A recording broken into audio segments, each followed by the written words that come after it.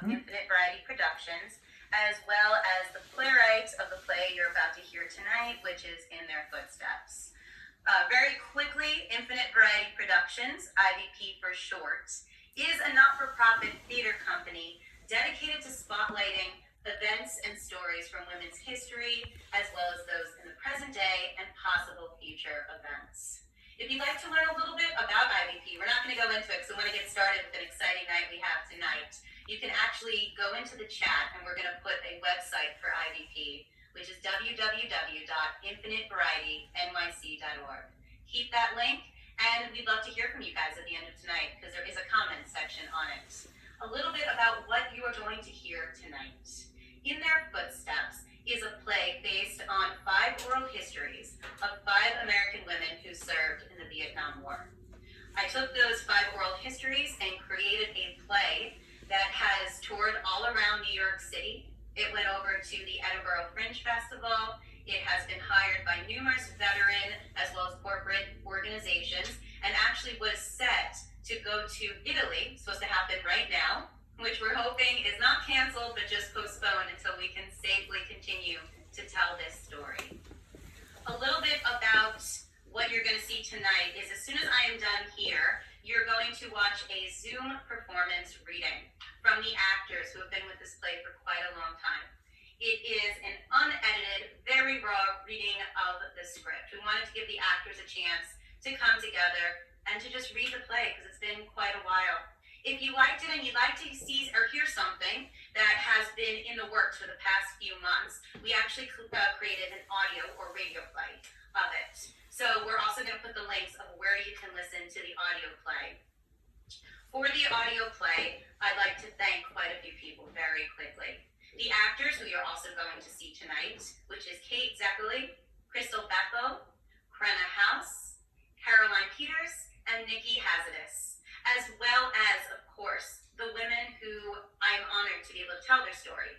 Ann Kelsey, Jean Sam Christie, Lucky Allen, Lily Adams, and Judy Jenkins Guadino.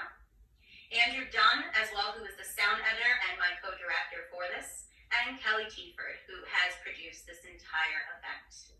When we are done listening to this Zoom recording, we're going to come back here, and I am so excited for the 3 panelists we have tonight. So the 3 people that we have tonight, which is Laura, I have to get the names up, as you can tell, Laura Lee T. Satira, Nguyen Phan Quay Mai, and Kieu Chinh. And who are these 3 incredible women? You're going to have to come back after the Zoom reading and find out. So without further ado, let's get started with the Zoom reading of the play In Their Footsteps. And we'll see you back here in just a little bit.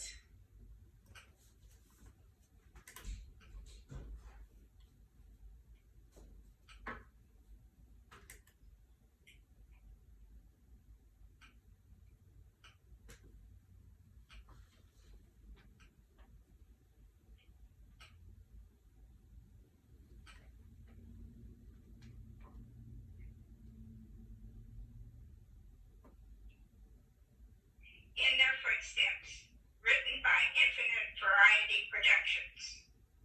Interviews conducted by Ashley Edelman and Peto Weeks. 50 years ago, thousands of young American women went to Vietnam to serve their country, but their stories have remained largely untold. This play is based on the oral histories of 2 military officers and 3 civilian employees. Ann Kelsey, librarian. Judy Jenkins Guadino, recreation. Jean Sam Christie, donut dolly. Lily Adams, Army nurse. Doris Lucky Allen, intelligence specialist. The play is normally done with blocks that each actor moves around the stage for each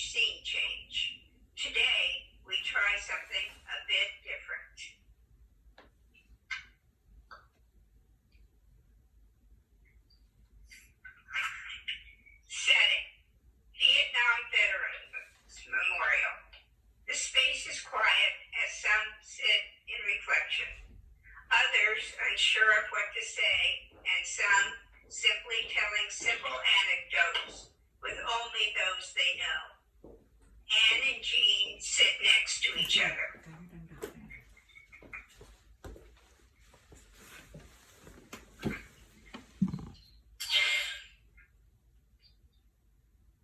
I remember going to the PX, the Post Exchange military store, to see if they had Tampax.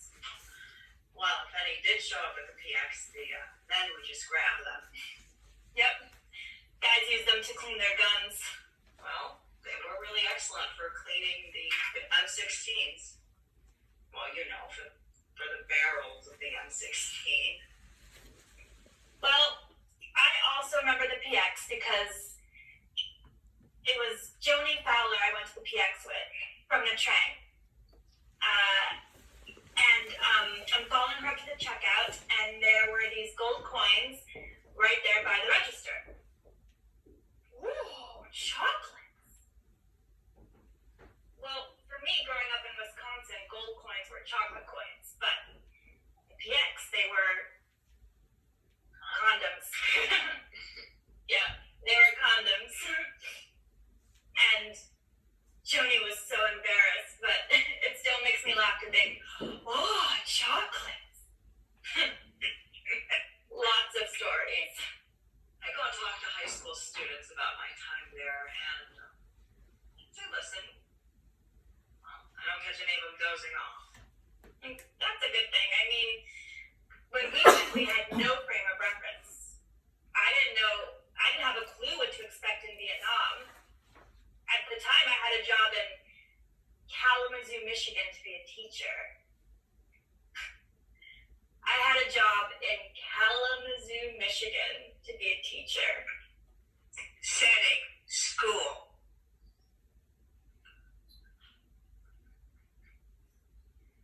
I didn't want to teach in Kalamazoo, Michigan. I have to pee. It's cold. I knew there must be something more out there. And, well, at work, I would go from our floor down to the basement, and there was this woman. And I would pass her office every day, and she always had this wonderful tweed suit on. And I thought, one of these days, I'm just going to stop and tell her how pretty that suit is. Thank you. Turned out we became good friends. She helped me a lot. I pulled some information about the Red Cross. I found this. We submitted a bunch of applications, and the Red Cross wrote back. Then they sent me to St. Louis for another set of interviews. Setting, doctor's office. Squat on the floor. I need to see if you're flexible enough. Where'd you go? Oh.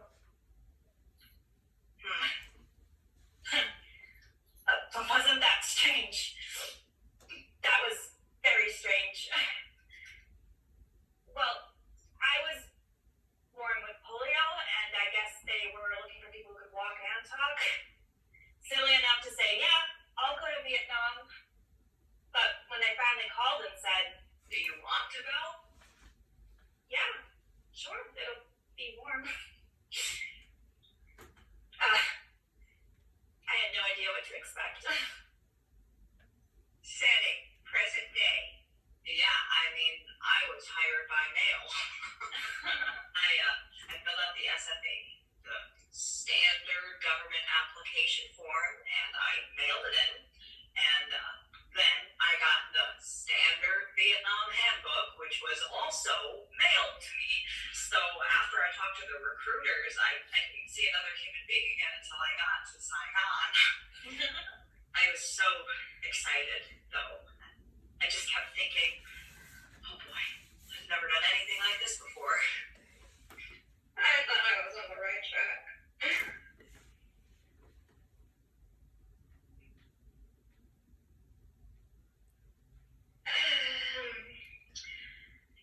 Before now, I worked at Fort Ord in Salinas, California. And a lot of the men I took care of there were traumatized by the war. 4th of the influence, very gracious reward. Those guys, they had these nightmares. The Vietnam returnees. Screamed at night. I tried to sit and talk to them. And I felt guilty that the girls didn't have to worry about getting drafted and the boys did. So when they told me I was going to Vietnam, we tried to keep you, but the Army Surgeon General said they need nurses so badly, I just couldn't. I thought this was the least I could do for the men. Setting present day. I thought I could help the men there too. The GIs, I mean. Because at the time I was working with delinquents, and my teacher, she said, if you can work well with delinquents, then you'd be great with the GIs. Oh, but I don't think she'd like me to say that in front of the GIs. I mean, I was interning at a state reformatory for delinquent girls. And I would organize all of the recreational activities for them. I was really able to get through to them.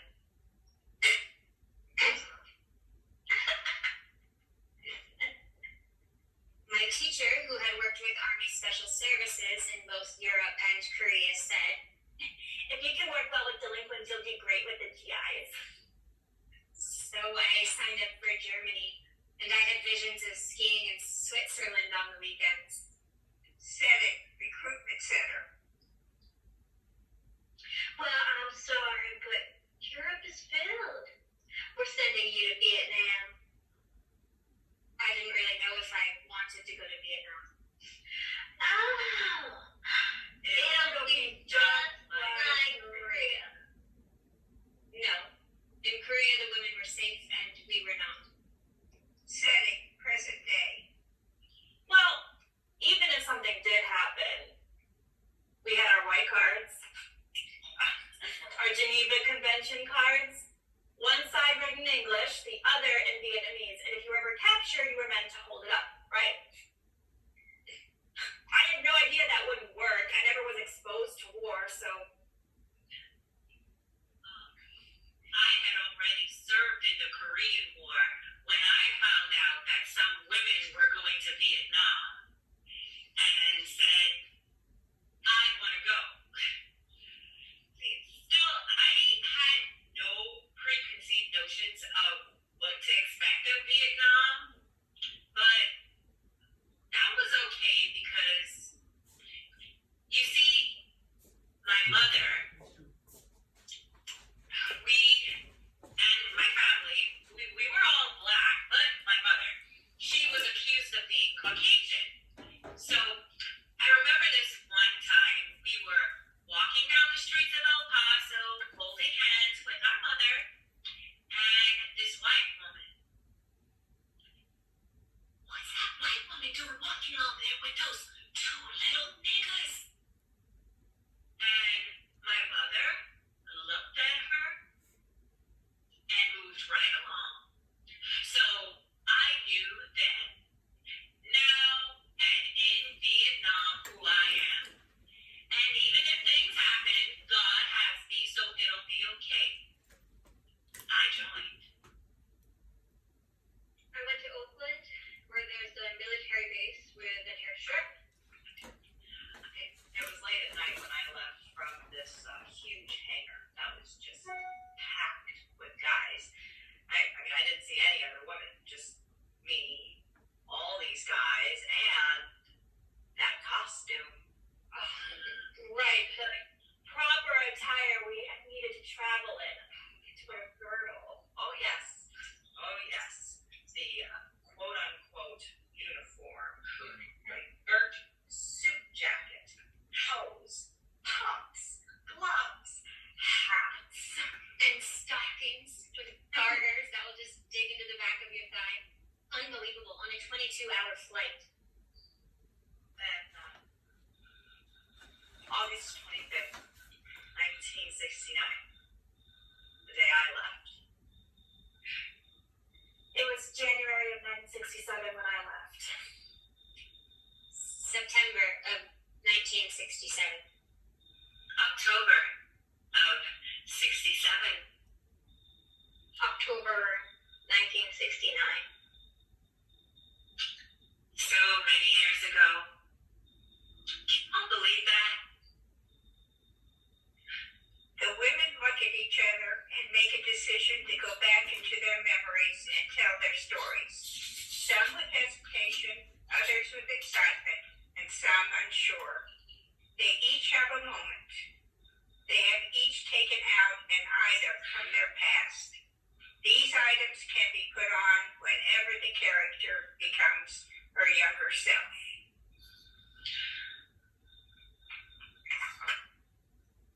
Please buckle your seatbelt and prepare for takeoff.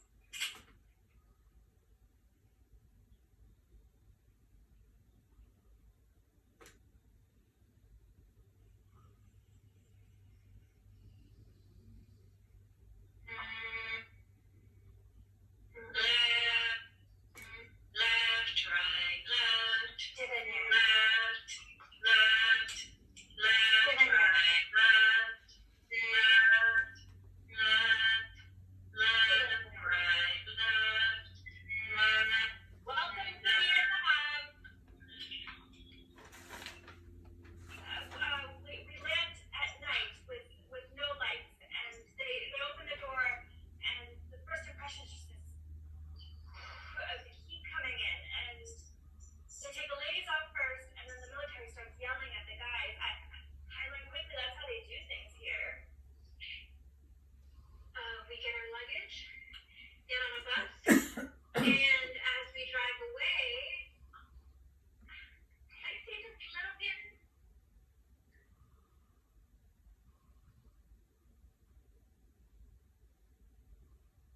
Transportation to the hotel was in a truck with barbed wire around the back of it. It said that if anyone throws a grenade, it can touch the wall. So we got to the Meyerford Hotel, and it had wide tape in X's across all of the windows. You know, in case there are any bombs or rockets, like. It would supposedly help protect us from the shattering glass. That was not terribly reassuring. So this other woman and I were kind of clinging to each other, and we're in line to get hamburgers at this little place, the lower level of the hotel, and there were a couple of Air Force pilots behind us.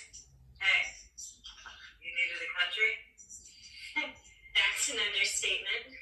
Well, forget about the hamburgers. We're gonna take you out on the town.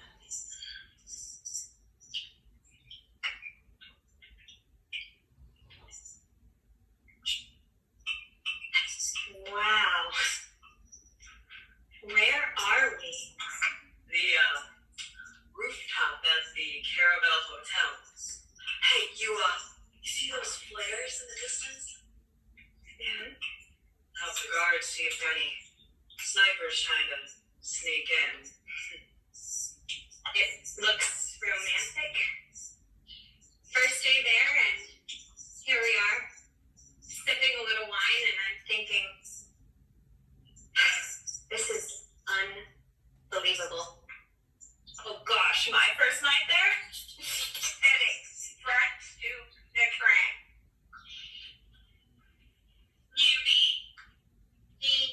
You were picked to be on bar duty tonight. Heard your whistle. Of course. Here you go. It's just in case you hear any VC coming, we just Love it really loud.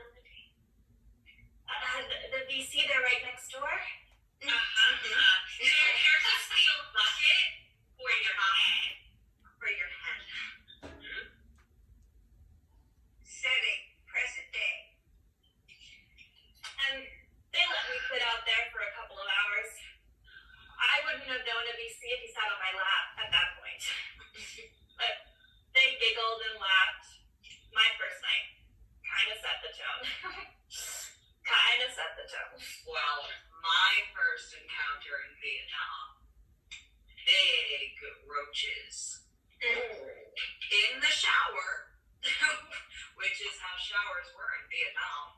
And in the mornings, you would have to shake out every single one of your shoes just in case there was a scorpion inside one of them. Yeah, and I thought, I just want to go to sleep. But then the next day, the Army librarian came and picked me up and took me to the Army library. You know, people are always fascinated that there were librarians in Vietnam. I mean, that there were libraries in Vietnam. But being a librarian in a war zone was no different from when I was in a community college in New Jersey. Just a place where the enlisted men could go and be cool. Literally cool. It was the only place with any air conditioning. Setting, library in Vietnam. I remember the library in Cameron. The Cameron was a station. They would take a convoy out, bring it back, and then they would sit until the next one was ready to go. So, had a lot of downtime. And they were all guys. So, I learned quickly that I was not going to be in big business for novels.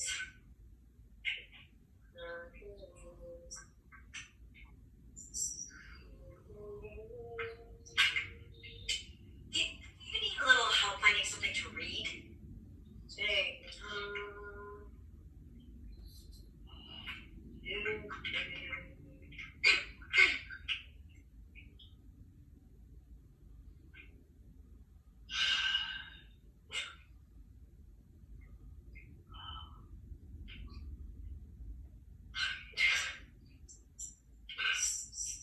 see, that was really the purpose of all of this stuff, travel and recreation.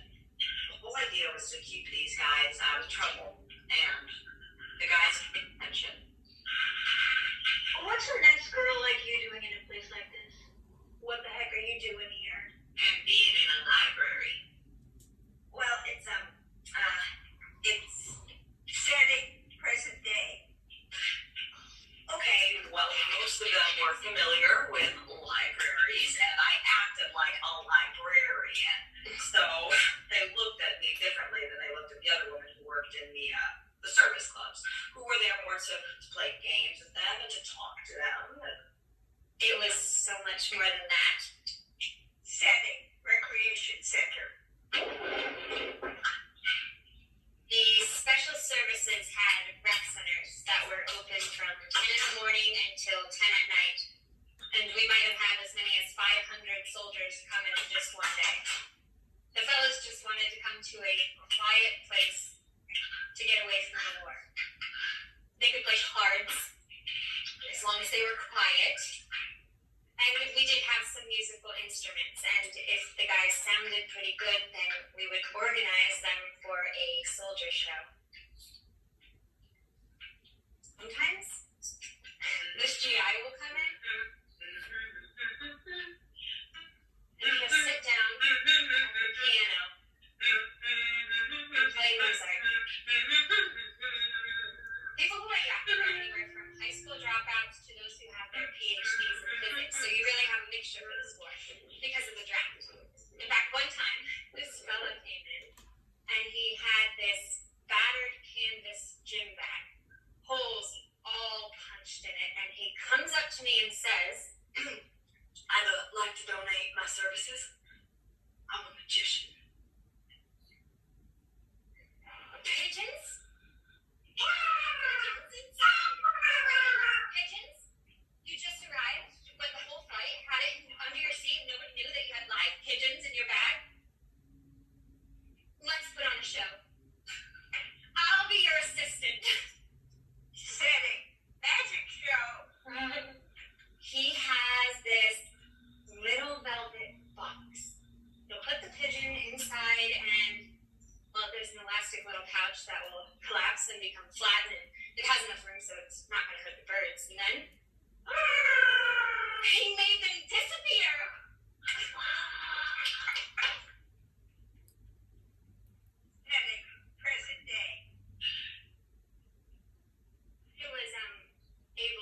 transfer in from infantry into a medical position. It might have just saved his life because most people who went straight into infantry never heard from him again, but I really liked my role in organizing that little scenario. It was so much more than that. Well, I had no idea back then. I mean, I knew about the social workers only because in Vietnam we worked next to each other. But the other women, like the donut dollies, I didn't know what these people did. I mean, I didn't even know they were called donut dollies. I only knew they were Red Cross because they had the Red Cross patch. Donut dollies. Donut dollies were carried over from World War II, where they actually served donuts. It's too hot in Vietnam to serve donuts. If I say it was psychological health and welfare, it makes much more sense to people. We were civilians like the two of you. They called it fun and games. They called it supplemental recreational activities overseas. Try saying that in a light blue dress with the sun shining through you in front of thousands of guys. We were taught to go out and talk, to engage the men. Setting the field.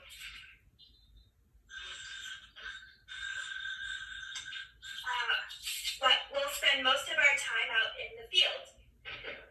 Jeep, helicopter, go wherever we can, and we do simple things. We don't sit face to face, we sit next to them. And if the men are in conflict, we don't confront them. We sit next to them and we let them talk. Our job is to get them to talk. Hi. Hi, how are you? Where are you from? Can I get you anything? I just want a copy of Stars and Stripes so I can see who in my unit has been killed.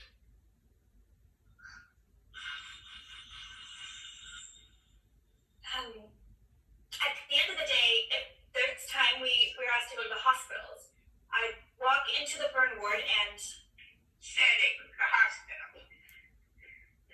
these guys are just blown to bits. And you can smell them. Don't come in here. I'm glad the nurses are here to look out for us, but the donut dollies, we're supposed to be the happy ones. Hi, how are you?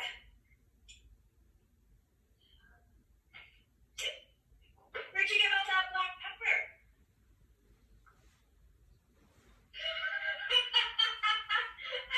It's shrapnel. I mean, you do. You look like you have black pepper all over Cô you. này xem luôn cô đang on đấy hả? Cái show này Setting đó. present day. So the camera see me? And Is that what you see? that would be the end of our day. We'd go back home, write reports, go to dinner, and the next day, do it all over again. Our job was to get them to laugh, and then we'd go home. It was the nurse's job to heal them. My job in Vietnam was to take care of my patients. You will be Hospital. taking care of GIs, POWs, RVs, 7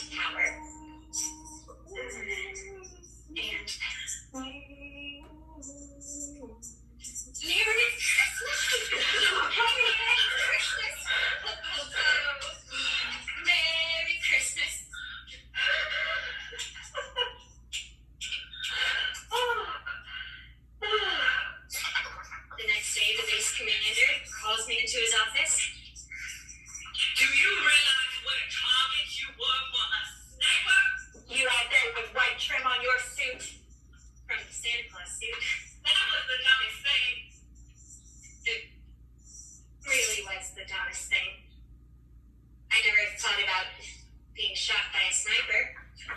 All I could think of was that I just wanted to bring a little Christmas cheer to those guys that probably felt so lonely. Christmas. Setting, present day. It's the best thing you could have done on that day. On Christmas Day, I would just go to my ward. I wasn't on duty. I didn't have my uniform on. But I went on the burn unit ward. And one of the patients said, Setting, hospital. "What are you doing here? You're not on duty." "Where else am I going to go? Home." "What's your name?" "You know my name. Nurse." No, your first name. Your first name. I don't tell my patients my first name. Please. Please. Okay, you can't tell anyone else my name. I won't. I will.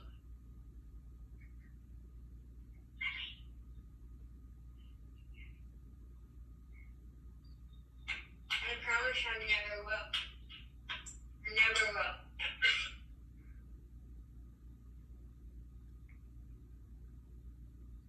And he never did.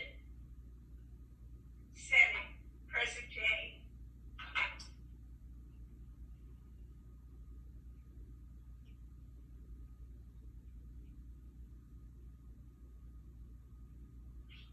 Christmas. I remember the holidays because of the Bob Hope show. I didn't like Bob Hope then. Still don't. But still, I wanted a seat front and center for the show. Setting, Bob Hope Show.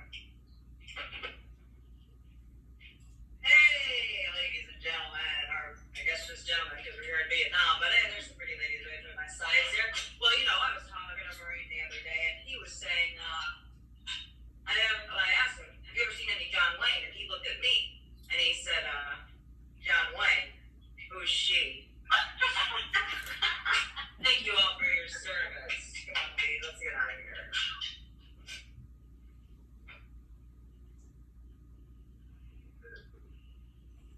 Pretty neat after the 2-hour show, so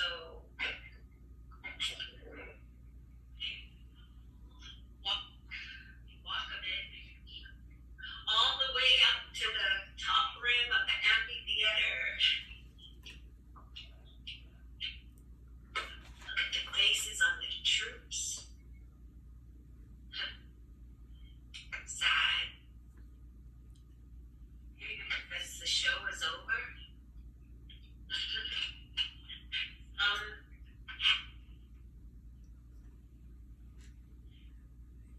Just show. And then others just tired from sitting in the hot sun for so long. And there's me of all these mixed emotions and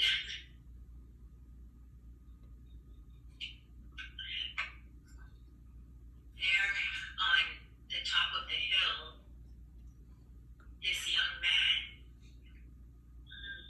sweaty, black, no more than 19. Nobody loves him.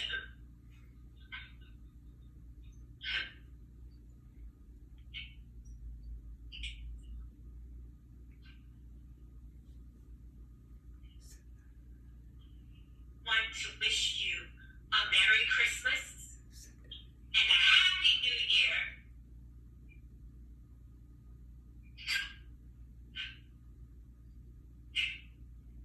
Setting, present day. That was the kiss on top of the hill.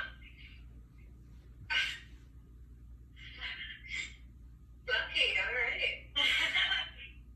Well, in the field though,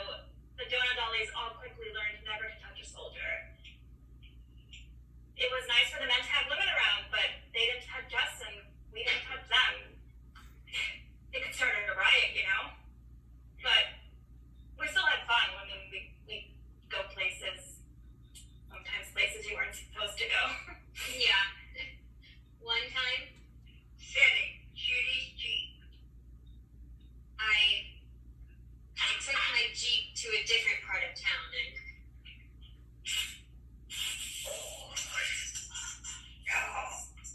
you split all of my tires? Just wanted you to be around for a while. He just wanted me to be around for a while. Setting, present day.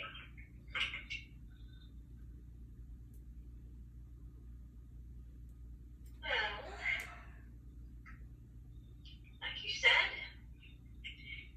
they were just happy to see women, being American women. It was a big deal. I mean, I heard about harassment. None of it happened at the base I was at. But we always knew we had to be careful. I was driving one day. Setting, Anne's car. There was an MP walking, and I stopped to pick him up, only because he was an MP. Hey, U.S. Army? Yeah. You want to ride? Sure. Come on.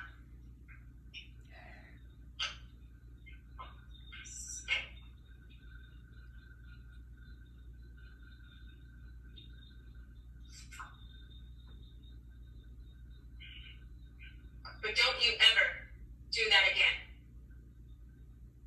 You do not pick up anybody.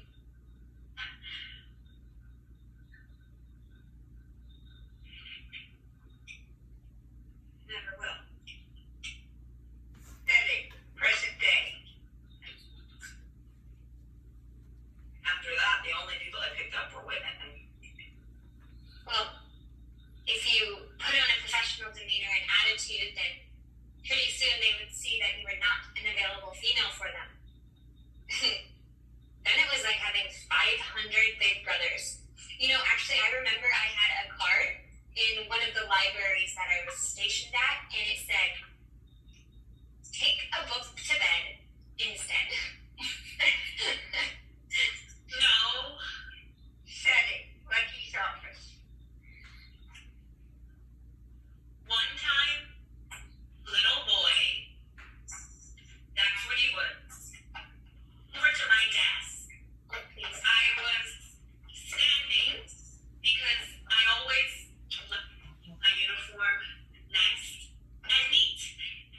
I was standing and kind of leaning over, and he had the nerve, gall, and audacity to. You shouldn't have done that. Catching up with him.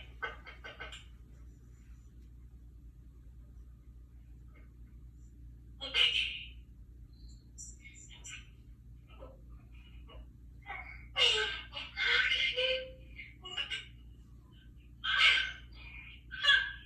You're turning all red. If you ever do that again, you will be dead. Setting, sắp present tới day. giờ Cô nói chuyện It was tại nó không nghe. a war sắp tới giờ zone. thì sẽ làm cái gì And đó yes, there were Nó không có để cho mình instances, đâu. không có there was Chưa có harassment, there cái was bị voyeurism, there were break-ins, there were assaults, there were, yes, it happened, but it was a war zone, and you did the best you could, you kept going. Ủa cái kia What nó about không Lynn nghe Allen? nha. I mean, Gene, you were there with Lynn, tôi right? chìm lát nữa mình mất Yes, but do I want to talk about Cái it? này á, Not really. từ nãy giờ cô không coi cái này. không có tự Cô nào mà thấy sao đủ từ nãy giờ cô không coi bao nhiêu cô mua là vậy đó. A boyfriend. Cô phải coi từ nó đang đọc cái play. nhưng mà cũng And what about Yeah. Virginia? Ok, chút xíu nữa đó là cô sẽ có hình cái Jenny này Kirsch? sau khi xong á. Ừ. Cô coi cái này nó hay hơn chứ. I Cái này I cái này had cái heard chụp about hình her hơn a nè. few weeks before I Cái này cái chụp left. hình nè, không biết đúng.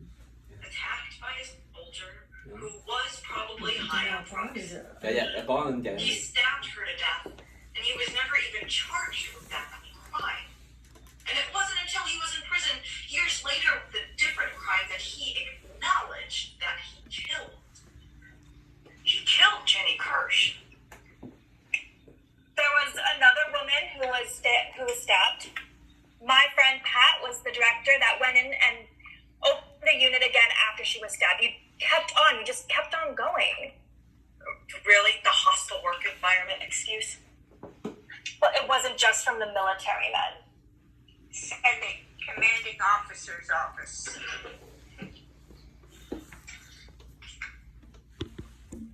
Sắp tới giờ rồi đó. You Dạ was the chưa? girls aware that the Chưa đâu, gần PC gần. we picked up has pictures of you. They take a picture of you and pick you off, Còn khoảng one by 20, 30 phút. They kidnap you. Gần 5 giờ rồi. Nó sẽ Then they là kill you. mới có 4 giờ 45 phút. how else to demoralize the Nó troops? nói 5 giờ 15. You kill off their women. Tôi cứ nghe bây giờ thấy đỡ hơn phải không? Còn có 4 nữa không? Tự dưng nãy nó cũng có, xong rồi tự dưng nó Things tắt, happen. tự dưng nó đổ sang cái kia. Ồ. Setting present day. I had a Viet Cong scissors at my neck.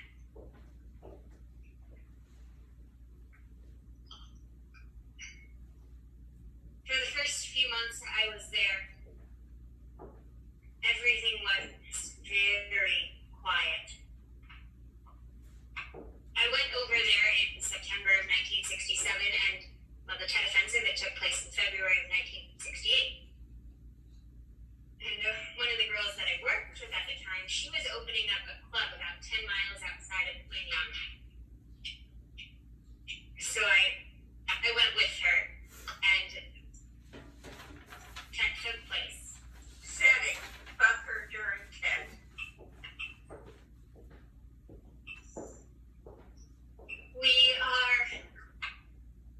We're isolated with a trucking unit, and we literally lived in this bunker for almost a week.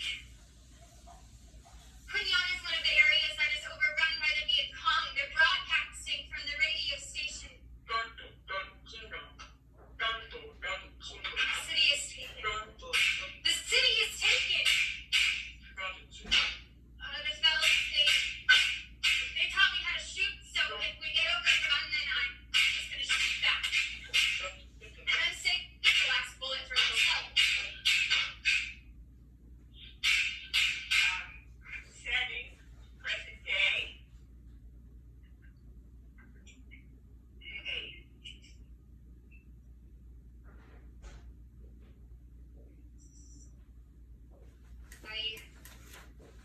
I had my hair cut the week before by a Vietnamese barber who was helping on the base. He was one of the sapper attackers that I saw dead, hanging on the barbed wire a week after the attack. I had a Viet Cong with scissors at my neck, and it really played on my mind. But after that, I stayed longer in Quinyon than in Vietnam. I signed up for 1 year and I stayed for 3 because the boys here, they really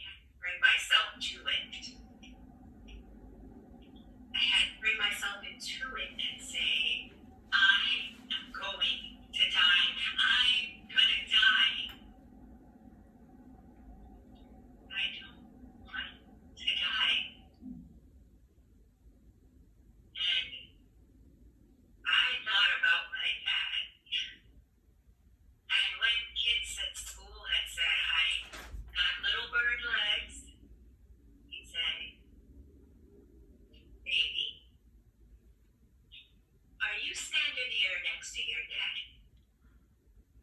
Alright. You standing on those two legs, right? Right. That's all you need. And so I stood on them in Vietnam. Said it back in the boardroom. Mấy cái này trẻ đúng không?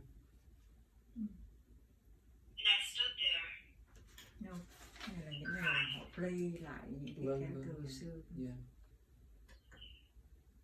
It hurts to Okay, cry cái in front of them camera. because, you know, here's this woman over here, and you know, women are Cái we're gì background họ supposed không to có cái gì be. Mhm. hay But hơn.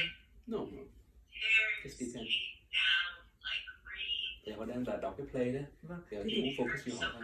không, thì bây giờ đó cái cô Nancy luôn đó, But khi still, mà nó bảo nó on rồi đó thì nó Nó thấy mỗi cái này, chứ không phải nó thấy mình ở đây, nó không thấy cô được. chứ không phải là camera ở đây. No, no, no. Ok, cool. Cô thấy cái này nè. Mhm. Rồi sau đó đó, sau khi mà xong cái này đó, Mhm. thì là cô sẽ reopen cái screen của cô vô, Mhm. cái screen với cái audio luôn. Dạ. Để cô nói chuyện chung với mấy người này luôn. few Vâng, days vâng. later, So 3 guests, 3 panelists ha. Cái là hết những người này.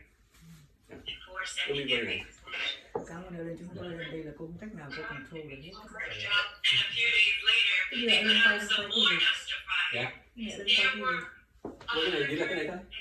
This is the viewer. không có nhiều cả. secondary Đừng có solutions, coi Facebook nữa. jihad. Yeah.